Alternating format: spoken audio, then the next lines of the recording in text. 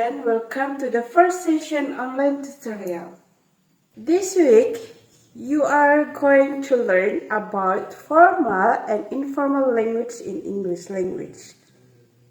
You can find this topic in the Module 1, which consists of 2 learning activities. By the end of the week, you are expected to be able to analyze the differences between formal and informal English.